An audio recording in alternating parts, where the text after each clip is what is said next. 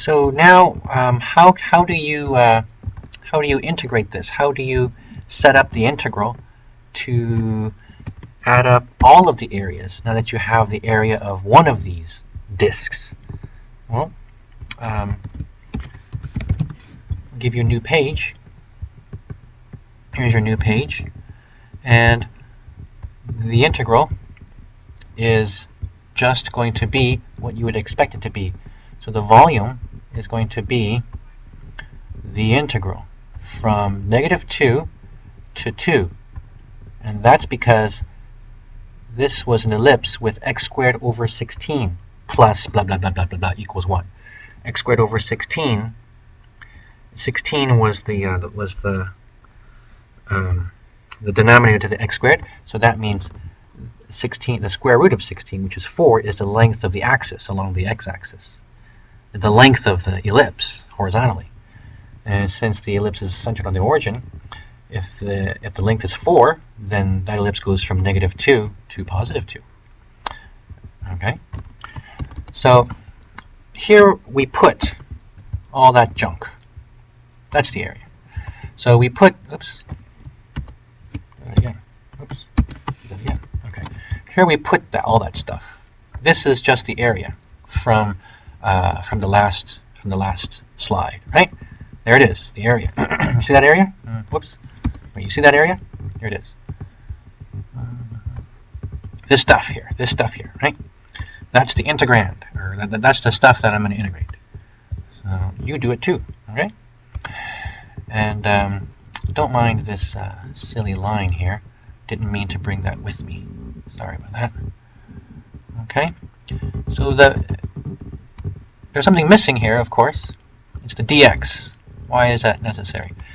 This is necessary because we're adding up all of the areas to get the volume. Adding up all the areas to get the volume is, in effect, multiplying the area times the height. You know how volume is length times width times height? Well, here's the area. You could say this is the area, and this is the height. So that's the volume. You know what I mean? But anyways, that's not part of the calculation. So here we go. This integral contains some constants. Here they are, constants. You know what we do with constants, right? Bye-bye. Constants leave. So pi times 1/16. Those are constants. Of course, pi times 1/16 is just pi over 16. There's the integral sign. -2 to 2. So we're really just integrating 144 minus 9x squared. So now you just have to use your reverse power rule, you know, for integrals. Yeah? Good. The antiderivative, right? Okay. So pi over 16, that stays, you know, we got to keep this. Okay, at this point, I think you know what to do. So feel free to just do it, and you can just close the video if you like. But if you like to watch painstaking math being done on some paint program, then feel free, right? Do whatever you want. Okay, so this is, remember this? Yeah, you remember this. Am I doing this right? Am I making a mistake? Comment on the video if I'm making a mistake.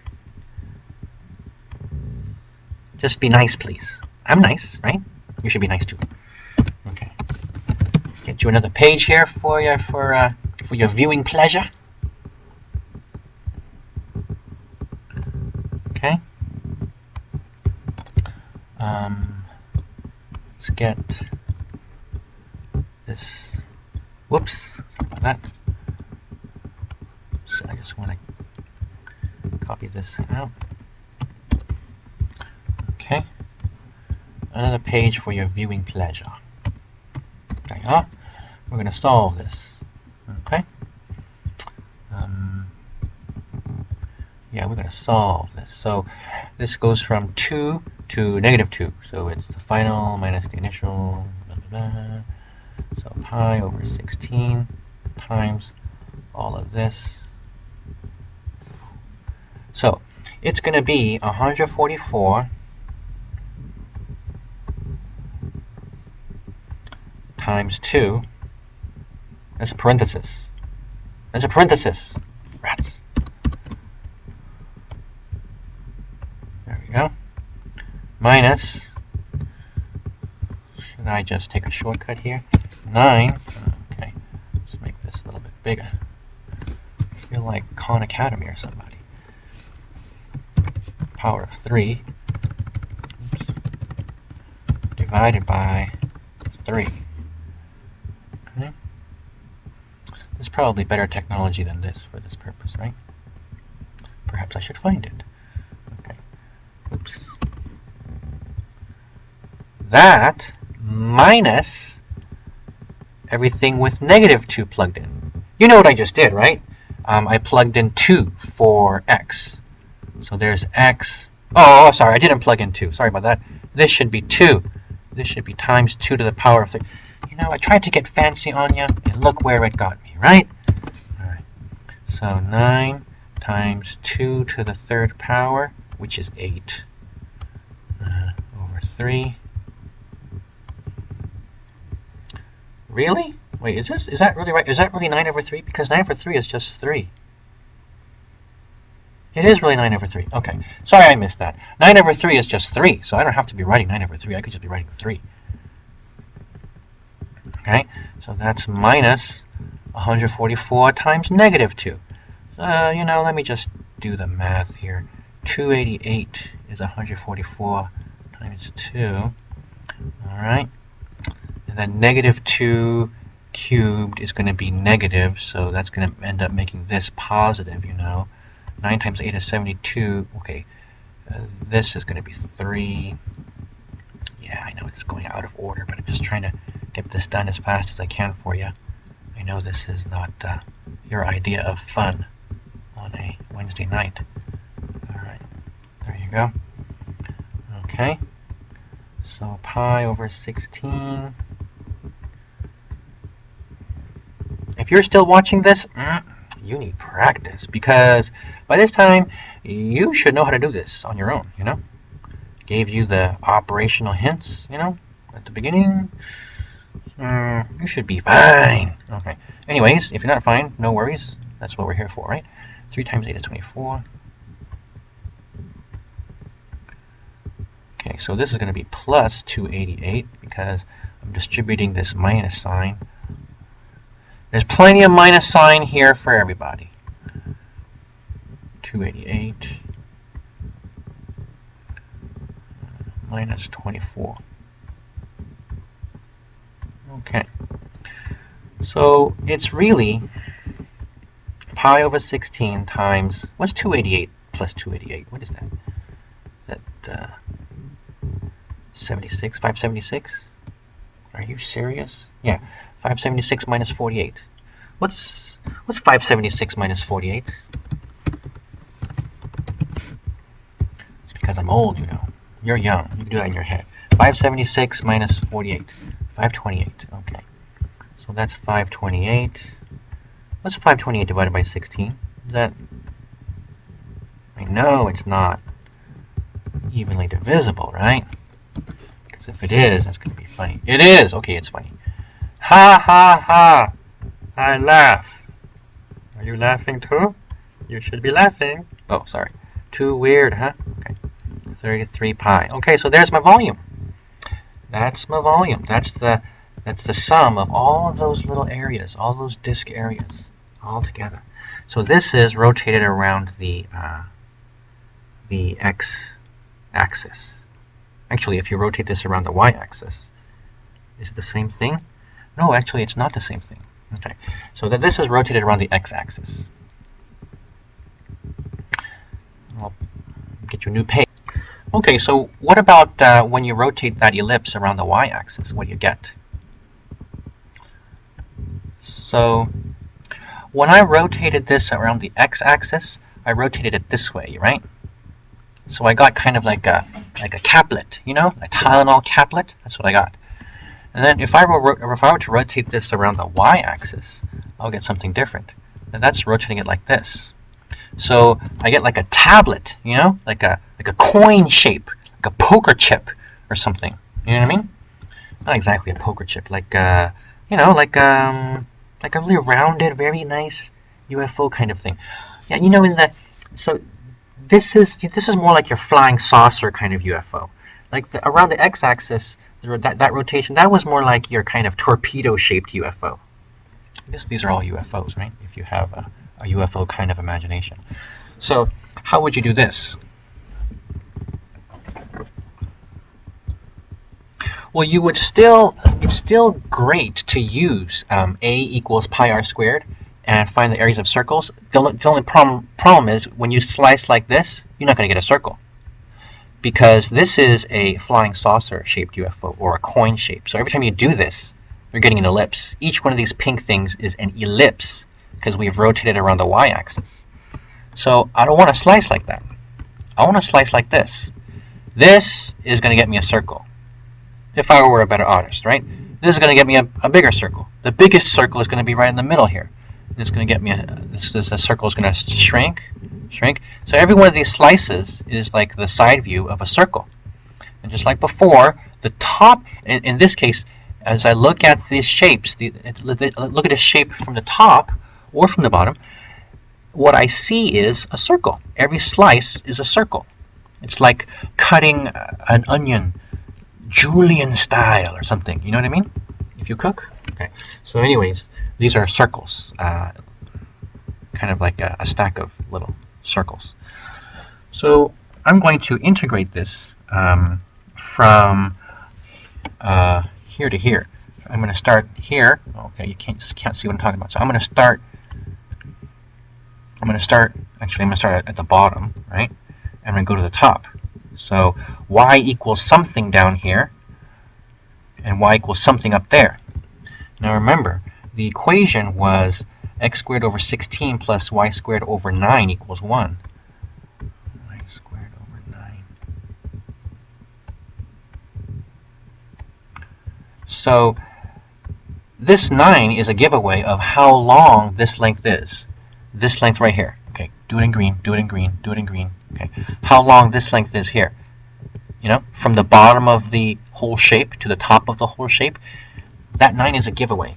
For that quantity, the square root of 9 gives the quantity. So that length from the bottom of the shape to the top of the shape along the y-axis, that length is 3. What does that mean? That means that it's 3 with the center of that 3 length at the origin. So that means I'm going to go from negative 1.5 to positive 1.5, because 3 divided by 2 is 1.5. So 1.5 plus 1.5 is 3. Right there. Oops. I already have an arrow for that.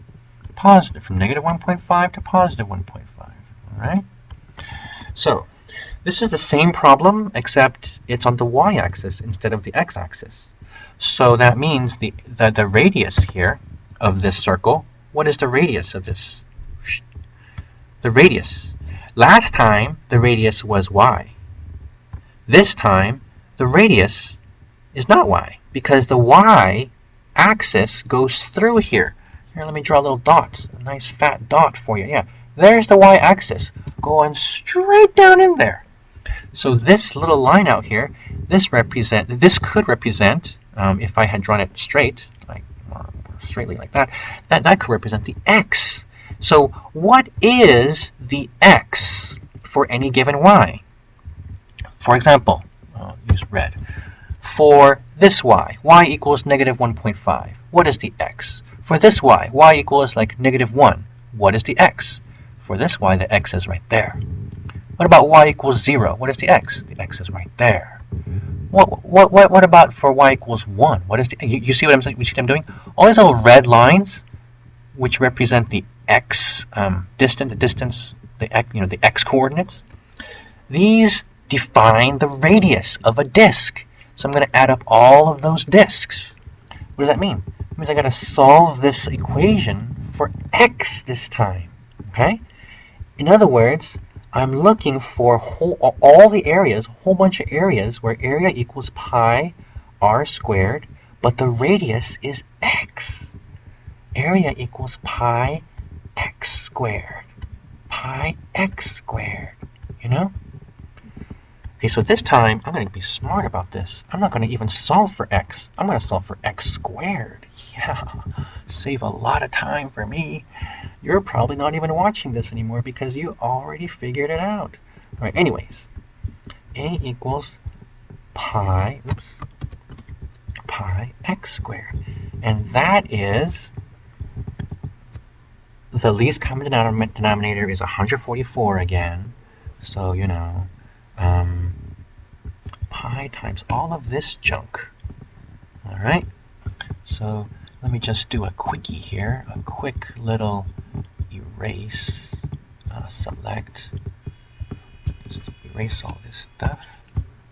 Okay, and I'm now going to, all right, so there would be a 9 here, and these would be 144, and this would be 16. So 144 would be out here. You see what I'm doing? I'm massaging this, just taking a bunch of shortcuts, quick and dirty, because all I'm trying to do is get you to see how to do the problem, just in case somebody's still watching. So 144 minus 16y squared, 16y squared, and that's divided by 9, divided by 9. So the 9's cancel. So x squared is that. So that means this goes in here. Right? Whoops. Put that back. Put that back. What are you doing? Okay. So a equals pi that squared. Pi x squared. And x squared is this junk. So here it is. Pi times this junk. So now I'm going to do the same old thing. I'm going to integrate this. Okay, you want a new page? I'll give you a page. Okay. So I'm going to integrate that.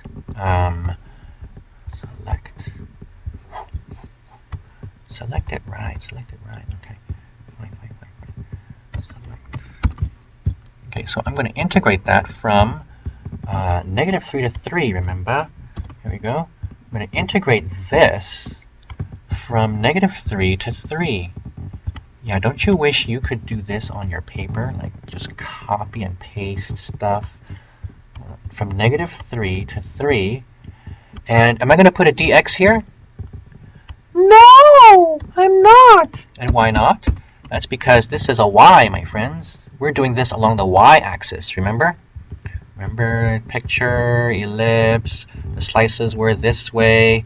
So we're going to from -3 to 3. We're doing this along the y-axis, not the x-axis. Okay, sorry about that. That was an aside. Whoops. A digression. All right. So we're doing this along the y, so it's dy, not dx. All right. So this is a constant being divided by everybody, so that leaves. And the pi is a constant multiplying by everybody, so that leaves. They go out of the integral. And then you just integrate this, you know? You do the antiderivative, blah, blah, blah, and then you're going to get the volume. So the volume is going to be equal to pi times something. Pi times something, okay? I'll leave you to figure out that something. Thank you very much.